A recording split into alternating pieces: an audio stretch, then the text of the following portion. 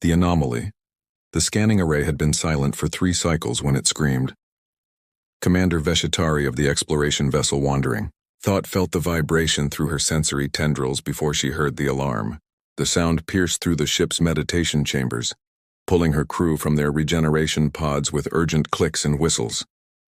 Something had triggered their long-range biological sensors, and whatever it was massive. "Report," she commanded, her voice translator humming to life as she entered the bridge. The metallic sphere around them glowed with holographic data streams, each one representing a different aspect of the stellar neighborhood they'd been charting for the past rotation. Her navigator, Kelth, manipulated the display with practiced precision. His 3-fingered hands danced across the light interface, pulling up readings that made no sense.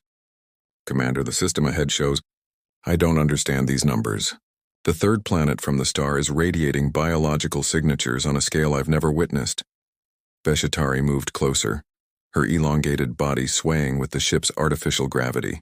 The planet rotating before them was a swirling mixture of blue and green, wrapped in dancing white clouds. "Beautiful," she thought. "Deceptively so. Define the scale," she said. Kelth's skin flickered yellow, uncertainty. 8 million species. Perhaps more.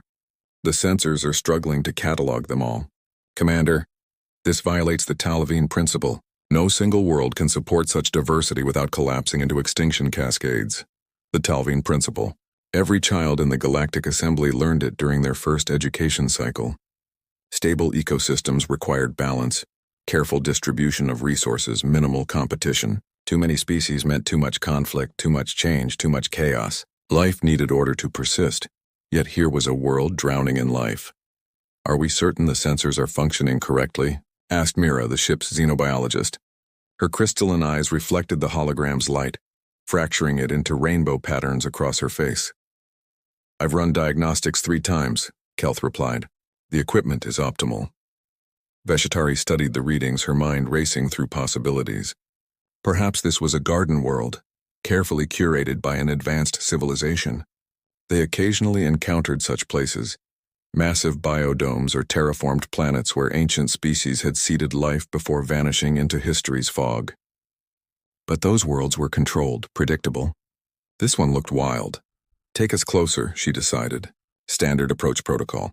Passive observation only until we understand what we're seeing.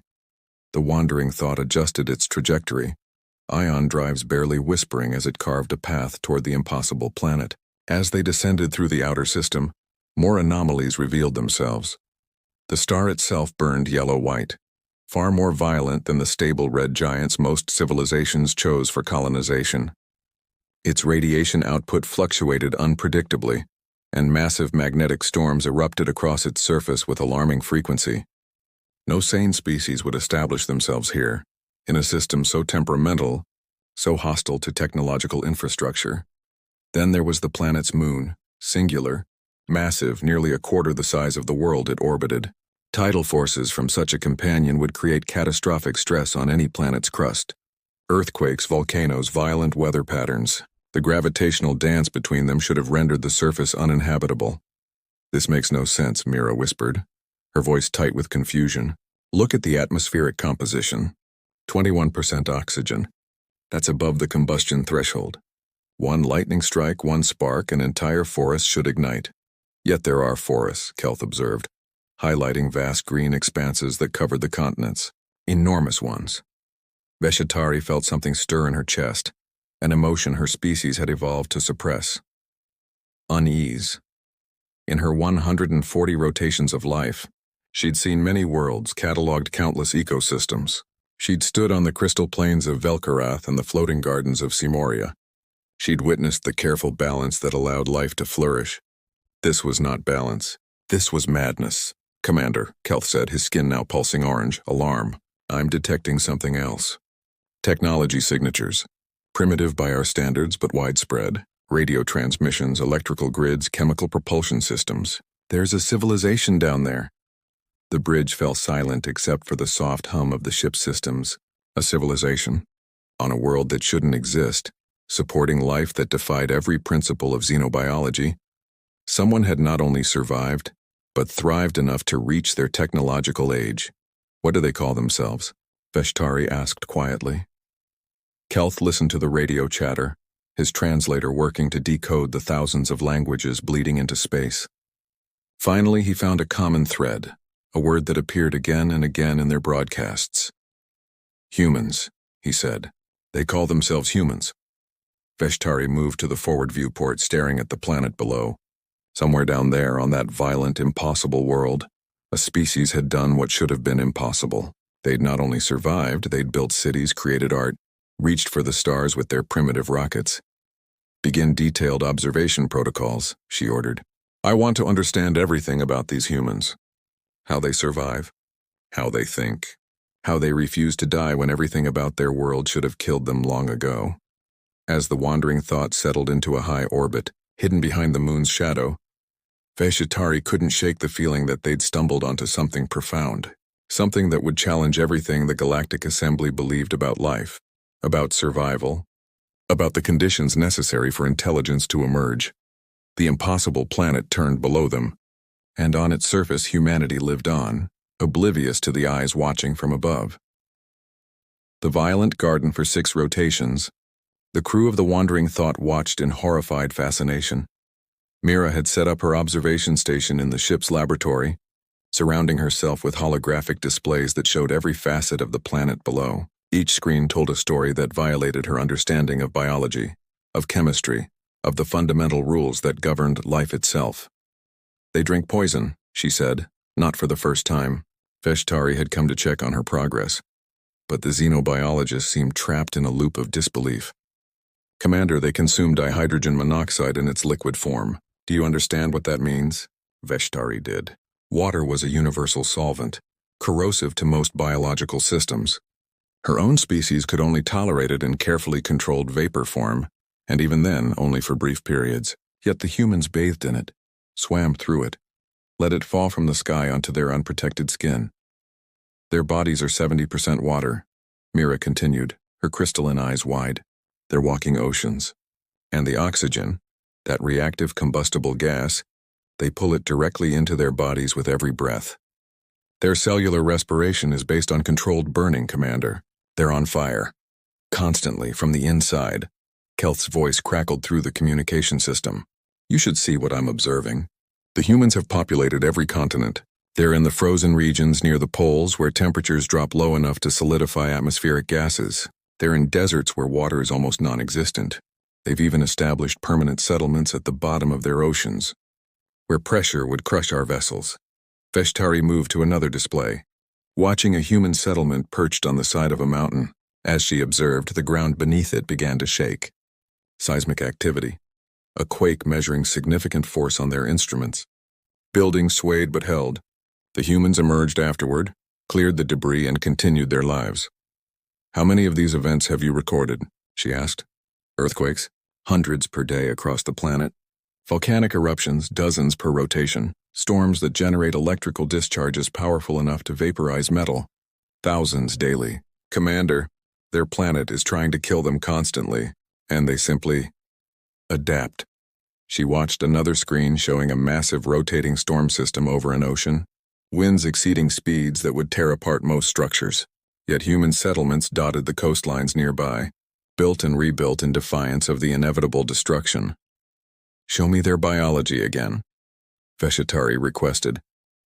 Mira pulled up a detailed scan of human anatomy. The image rotated slowly, revealing systems that seemed designed for a war zone rather than a living organism.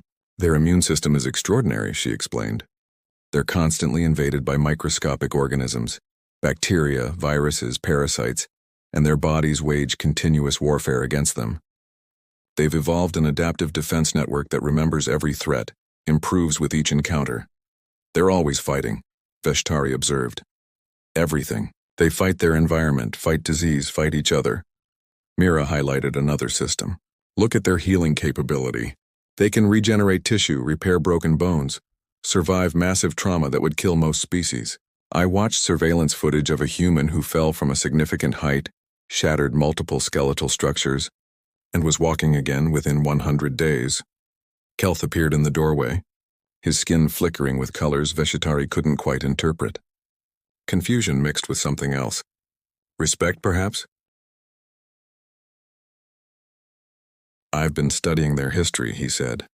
Their information networks are primitive but comprehensive. Commander, they've been killing each other for their entire recorded history. Wars, conflicts, violence on scales we can barely comprehend. Yet their population continues to grow.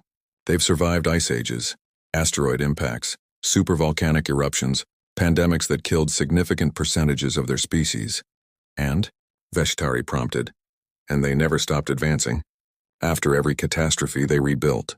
After every war, they created more.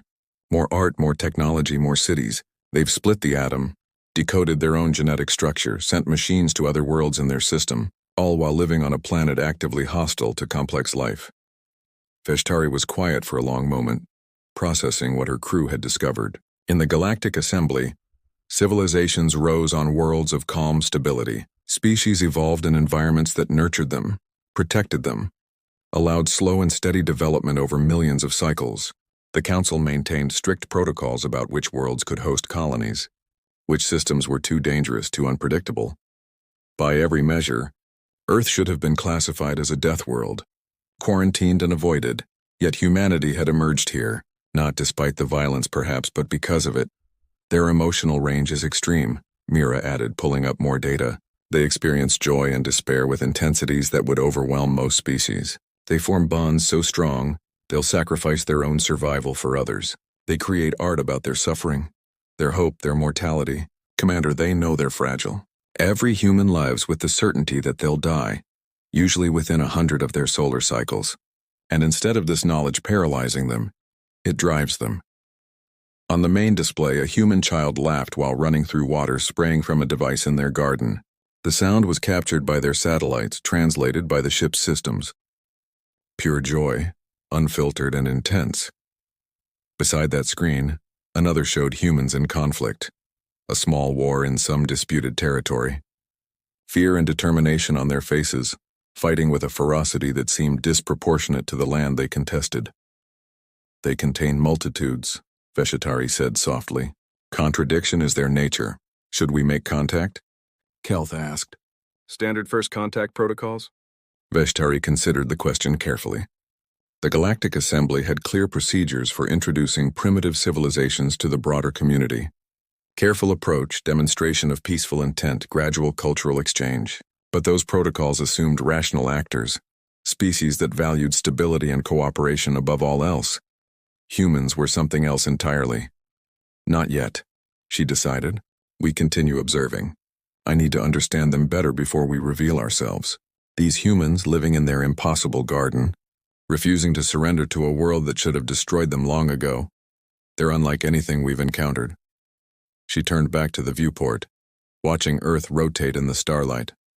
Somewhere down there, billions of humans were being born, living, dying, loving, fighting, creating, destroying. All of it happening on a knife's edge between survival and extinction. When life refuses to bow, she whispered, what becomes possible? It was a question that would haunt her in the cycles to come.